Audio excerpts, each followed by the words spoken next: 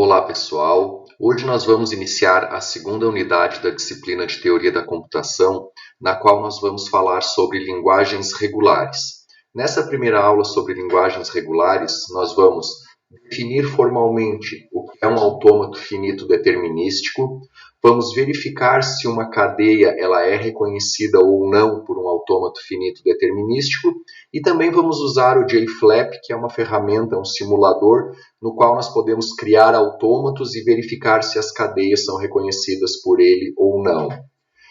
Aqui nós temos uma bibliografia recomendada do livro do Menezes, Linguagens Formais e Autômatos, então estão as seções indicadas ali, e também uma leitura complementar do livro Introdução aos Fundamentos da Computação.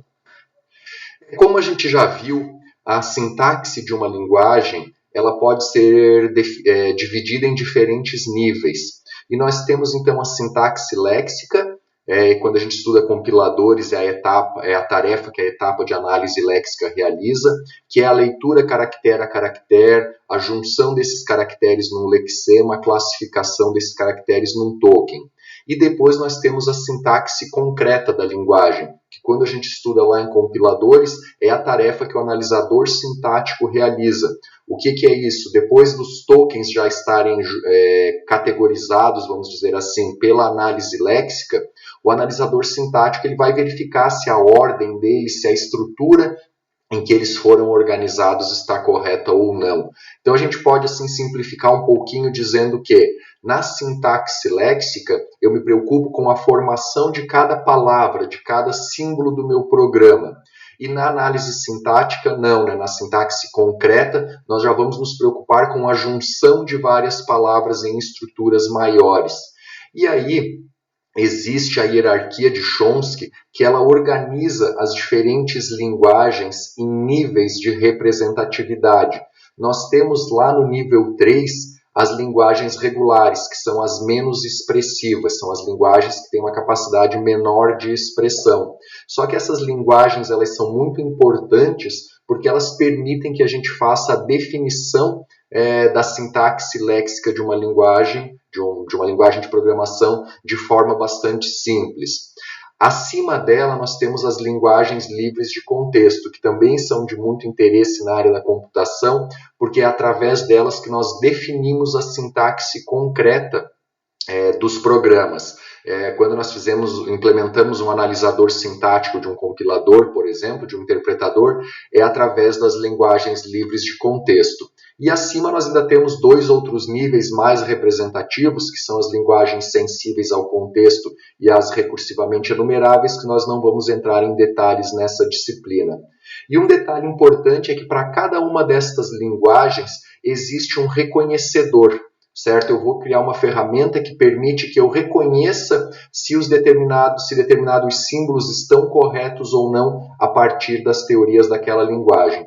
Quando a gente pensa em linguagens regulares, o reconhecedor que nós temos é um autômato finito. Nós criamos um autômato finito para verificar se um programa escrito numa linguagem qualquer está lexicamente correto, ou seja, se a sua sintaxe léxica está correta. E usamos um autômato de pilha para verificar se a sintaxe concreta de um determinado programa está correta a partir das definições em que nós fizemos normalmente por meio de uma gramática livre de contexto. Então, essa apresentação inicial é para vocês entenderem que existe uma hierarquia e que cada nível dessa hierarquia é responsável por realizar a análise num determinado nível de um programa. Nessa aula específica, nós vamos trabalhar com linguagens regulares e mais especificamente ainda com autômatos finitos. As linguagens regulares elas podem ser representadas ou estudadas por três formalismos diferentes. Pelas expressões regulares, certo? Que é um formalismo denotacional. Então, a gente cria uma regra dizendo o que é válido e o que não é válido. Expressão regular vai ser um assunto de uma aula um pouquinho mais para frente.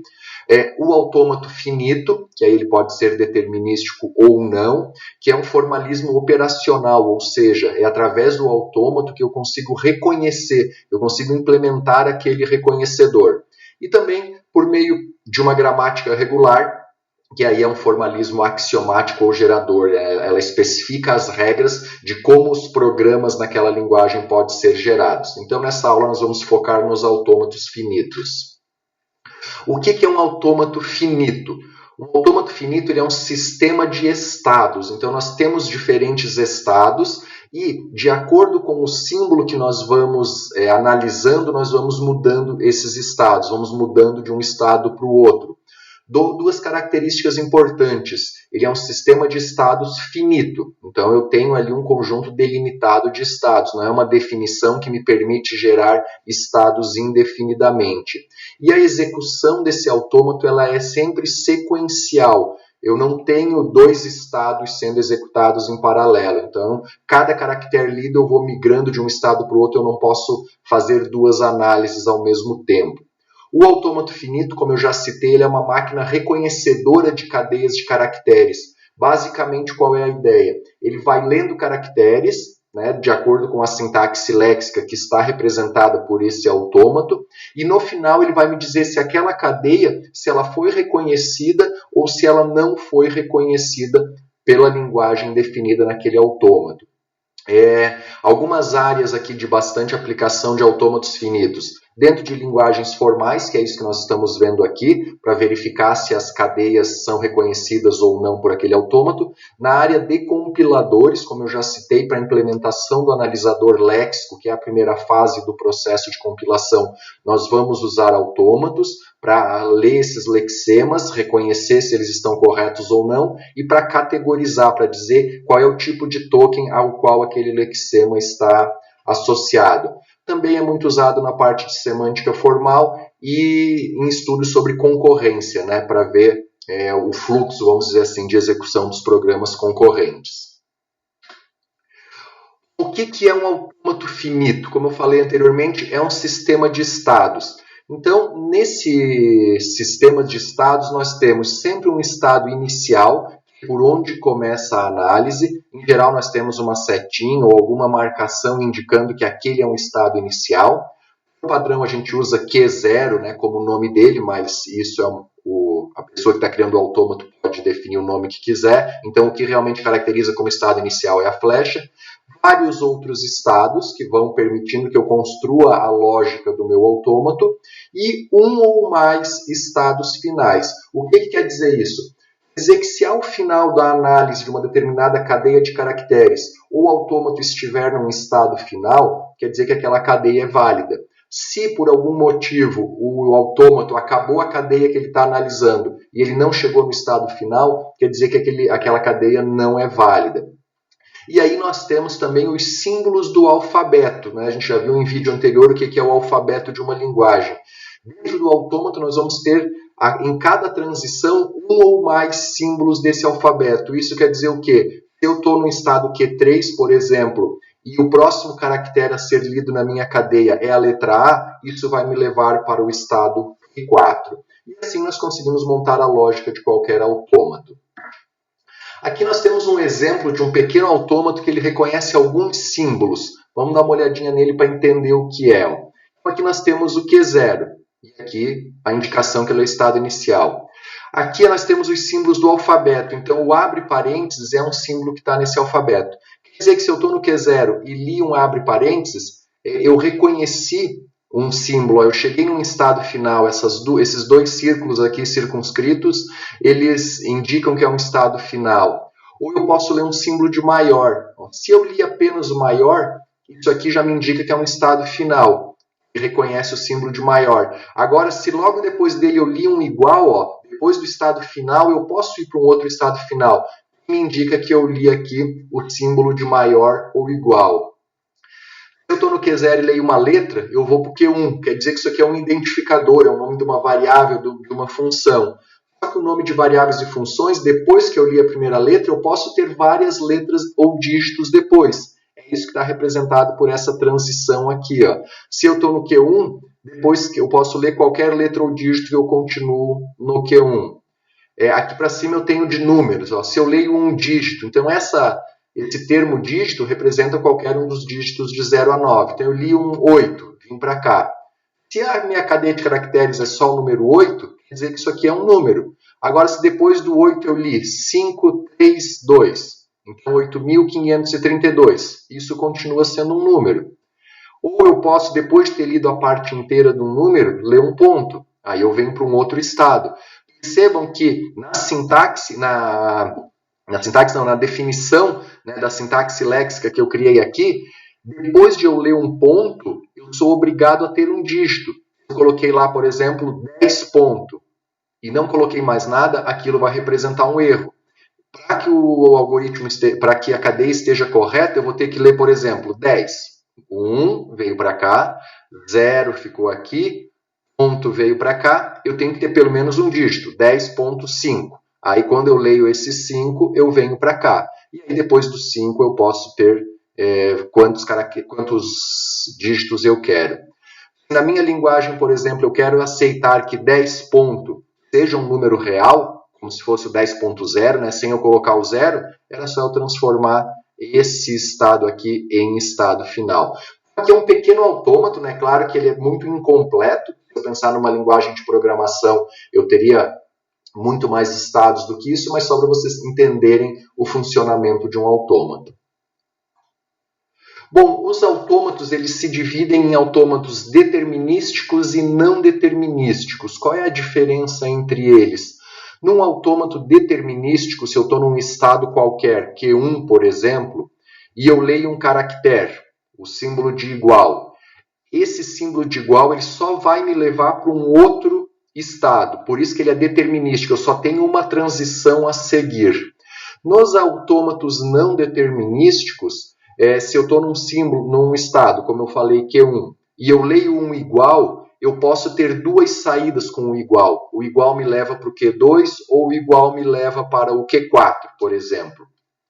Aí pode surgir uma dúvida. Ah, mas você não falou antes que a execução é sequencial, não pode ser paralela? Então, se eu tenho uma saída para os dois, eu vou para os dois? Não, eu não posso ir para os dois. Mais para frente nós vamos ter um vídeo sobre autômatos não determinísticos para explicar isso aí. O que importa entender nesse momento é, como esse é um autômato determinístico. Eu transformá-lo num não determinístico, o que eu poderia fazer? Eu poderia pegar uma outra saída aqui do Q0, um dígito, e me levar para um Q10. Então o dígito leva do Q0 para o Q7 e do Q0 para o Q10, por exemplo. Aí ele torna-se um autômato não determinístico. Nesse vídeo específico, nós vamos falar apenas sobre autômatos determinísticos. Bom, do ponto de vista formal, então a gente já viu no desenhinho o que é um autômato. Do ponto de vista formal, um autômato finito determinístico ele é uma quíntupla, ou seja, é definido por 5 elementos. O primeiro elemento, como a gente está vendo aqui, é o alfabeto. Então tem que indicar quais são os símbolos do alfabeto de entrada. Ou seja, quais são os símbolos, as letras, os elementos que vão estar presentes nas transições do autômato. Todo símbolo do alfabeto de entrada vai aparecer em alguma transição. Depois nós temos um conjunto P, um conjunto finito que vai ter os estados deste autômato. Temos uma função de transição. A gente vai ver no próximo slide que ela é representada normalmente por uma tabela. O que essa função de transição representa? Ela é um produto, vamos dizer assim, entre o conjunto de estados, eu tenho os meus estados, e os símbolos do alfabeto. E aí eu vou definir pares, para um estado específico, para um símbolo do alfabeto específico, qual é o novo estado que eu vou. Então, repetindo, eu estou num estado Q0, por exemplo, eu leio um símbolo de igual, para qual estado que eu vou. Isso é o que a função de transição nos explica. Nós temos o estado inicial, que é um estado pertencente ao conjunto P que está aqui, e temos um conjunto de estados finais. Eu posso ter mais de um, como nós vimos naquele exemplo. E esse conjunto de estados finais, ele também está contido no conjunto de estados Q aqui em cima. Vamos ver um exemplo. Este autômato aqui, é a definição formal dele. Primeiro, qual é o alfabeto? Ou seja, quais são os símbolos que aparecem na transição. Percebam que aqui eu só tenho 0 e 1. Então, ele é um autômato que reconhece cadeias de dígitos binários. Então, a minha entrada vai ter só 0 e 1. É isso que nós especificamos aqui. Quantos estados eu tenho nesse autômato? 3, Q0, Q1, Q2. Então, o nosso conjunto P é formado por esses três estados aqui. Qual é a função de avaliação? A função de transição. A função de transição vai aparecer ali no próximo slide, é uma tabela. Quem é o conjunto inicial? O estado inicial. O estado inicial é o Q0 porque está com essa indicação aqui. Como eu já comentei antes, normalmente a gente usa Q0 como estado inicial, mas isso é uma convenção de nomenclatura. Então, o que define realmente é essa indicação no autômato. Quem é o conjunto de estados finais? Percebam que eu tenho um único estado final aqui, que é o Q1, que esses dois círculos estão indicando. Por que o Q0 não aparece entre parênteses e o Q1 aparece? Porque eu só tenho um estado inicial no autômato, então o estado inicial é sempre um só. O estado final pode ser mais de um, por isso que ele é um conjunto. Nesse caso é um conjunto de um único elemento, mas aí a gente tem que representar como abre e fecha chaves para representar esse conjunto. Vamos ver agora a função de transição deste autômato. Aqui está, ó. Como é que eu monto a função de transição? É bem fácil. Eu estou no Q0. Bom, antes disso, eu vou colocar os três estados, cada estado numa linha da tabela. Q0, Q1 e Q2. E vou pegar os símbolos do alfabeto e vou colocar em colunas. Nesse caso, eu tenho só dois símbolos, 0 e 1. E agora eu vou fazendo o cruzamento das informações. Ó. Se eu estou em Q0 e leio um dígito 0, eu fico no Q0. Então, se eu estou em Q0, leio um dígito 0, fico em Q0. Se eu estou no Q0 e leio 1, eu vou para o Q1. Na primeira linha, se eu estou no Q0 e leio um dígito 1, vamos para o Q1. Se nós estamos no Q1 ó, e lemos o 0, vamos para o Q2. Então, aqui nessa linha, se estamos no Q1, nessa coluna lemos um 0, vamos para o Q2. Se estamos no Q1 e lemos um 1, ficamos no Q1. É o que está representado aqui. No Q2, ó, se eu estou no Q2 e leio, tanto faz, seja 0 ou seja 1, eu volto para o Q1. Então, se eu estou no Q2, leio 0 ou 1, não me importa, eu volto para o Q1. A partir desse autômato, então, o que a gente vai fazer? Nós vamos passar cadeias de caracteres para o autômato e ele vai nos dizer se aquelas cadeias são válidas ou não. É assim que funciona o analisador léxico. É claro que aqui nós estamos trabalhando com cadeias mais simples, mas depois a gente vai jogando letras, dígitos, símbolos, operadores, tudo aquilo que uma linguagem de programação aceita, e ele vai passando nesse autômato dizendo se aquilo é válido ou não e fazendo a categorização dele. Aqui nós temos então alguns exemplos para verificar. Será que essa cadeia 1 aqui ela é reconhecida por esse autômato? Como é que a gente faz isso? Estamos no Q0, lemos um 1, vamos para o Q1. A cadeia acabou, nós estamos no estado final, então ela é reconhecida. Esse autômato reconhece essa cadeia 1. Vamos ver a próxima. 00110001. Estamos no Q0. Lemos o primeiro 0, ficamos no Q0. Lemos o segundo 0, ficamos no Q0. Lemos o primeiro 1, fomos para o Q1. Lemos o segundo 1, ficamos no Q1. Depois desse 11 tem um 0. Ó. Lemos um 0, vamos para lá, para o Q2. Lemos o segundo 0, voltamos para o Q1. Lemos o último 1, ficamos no Q1. Essa cadeia é válida também. Agora vamos ver a cadeia C. Ó. Lemos o primeiro 0, ficamos no Q0. Lemos o 1, fomos para o Q1. Lemos o 0, fomos para o Q2. Lemos o segundo 0, voltamos para o Q1. Lemos o 1, que é o penúltimo caractere da cadeia C, ficamos no Q1. Lemos um 0, fomos para o Q2.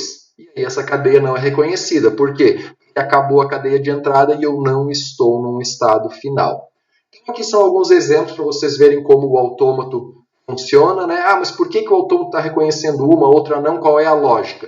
Por enquanto aqui não vamos nos preocupar com isso, certo? A lógica de criação do autômato, quem inventou esse autômato pensou numa determinada regra. Só por curiosidade, a regra é o quê? Sempre que eu tenho zeros, depois que eu acho um 1, né, no início eu posso ter quantos zeros eu quiser, mas depois que eu achei um número 1, os meus zeros sempre têm que aparecer aos pares. Para quê? Para eu ir e voltar, certo? Então, neste caso aqui, o último zero não está em pares, então ele não consegue voltar para cá. Na verdade, essa explicação dos pares não está bem 100% correta, tá, pessoal? Por exemplo, aqui eu posso ir com 0 e voltar com 1. Mas eu não quero entrar nesses detalhes agora, depois nós vamos ter outros vídeos aí sobre a construção dos autômatos. O que eu quero focar agora é que vocês entendam como ele faz para reconhecer as cadeias. E assim nós encerramos essa aula nesse vídeo de hoje, né, com os objetivos de definir formalmente o autômato determinístico, né, como eu comentei antes ali, é uma quíntupla, com o alfabeto, o conjunto de estados, a função de transição, o estado inicial e o conjunto de estados finais. Verificar se a cadeia é reconhecida ou não por um autômato determinístico, que foi essa última atividade que nós fizemos. O autômato determina a regra, a gente vai analisando caractere por caractere para verificar se no final da cadeia ele chega no estado final do autômato ou não. E agora o que está faltando é nós usarmos o JFlap, que é esse simulador de autômatos, para criar autômatos determinísticos e fazer o reconhecimento das cadeias. No vídeo seguinte nós vamos ver como fazer isso aí. Até mais!